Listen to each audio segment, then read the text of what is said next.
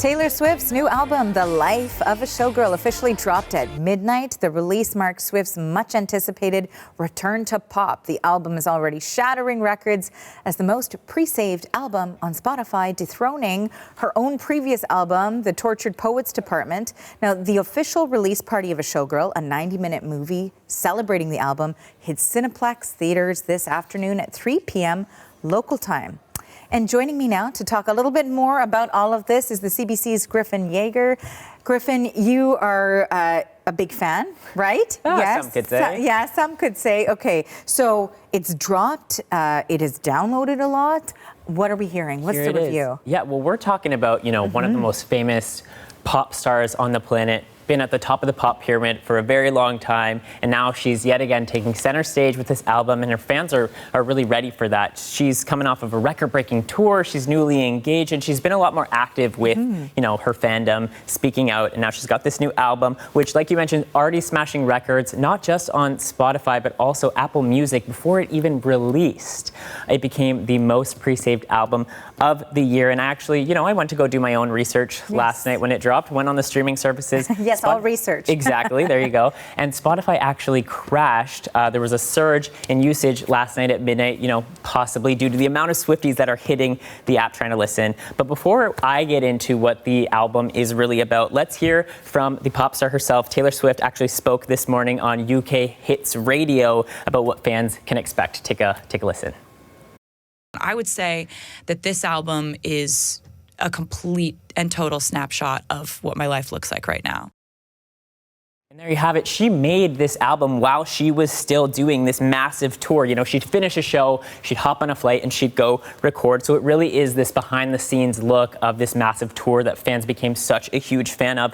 She's worked with legendary pop producer Max Martin. Again, something that we haven't heard from her for quite some years. He's worked with a number of pop musicians, like think the Backstreet Boys, Britney Spears, Ariana Grande, you name it. So they're a really fantastic duo, and they haven't worked together since, think 1989, Red, some of her biggest eras of her career. And there's some CanCon in there too, actually. If you listen all the way through to the album, the title track featuring another pop star, Miss Sabrina Carpenter, actually features some audio from the Eras Tour stop in Vancouver, which is very fun, something for us Canadians. And the decoding has just begun. Fans are already sort of looking for those lyrical references. They actually went back to when she first announced the album on the New Heights podcast, and they found she was already throwing in some lyrical references. So, as she continues to roll it out, I'm sure fans will be decoding it all as they listen and enjoy. So let's talk a little bit about the rollout, the announcement, all of that. There were some significant moments along with that too. Let's discuss that. Yeah, like you said, she started on the New Heights podcast, which is a little bit unexpected. You don't often hear, a major pop star going on a sports podcast. But she was trying to, switch up the narrative, give fans something that they wouldn't normally expect. But this time, she's bringing it to theaters. She is dropping, what she calls the release party of A Showgirl, a theatrical release in theaters this weekend only. It's this 90-minute sort of special where she's bringing a music video, lyric videos, and behind-the-scenes content.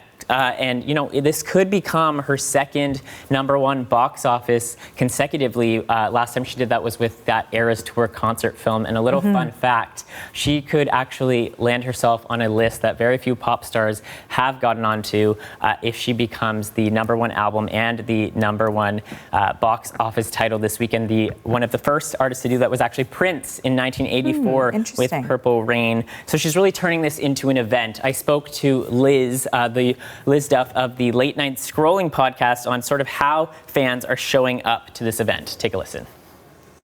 She's launched it in a way where fans can come together. She's asked people to put back on the outfits they wore to tour, showing up in glitter and fringe dresses and all kinds of exciting costumes to really make it a moment and feel like you're a part of the community that is just continuing from the tour that she did.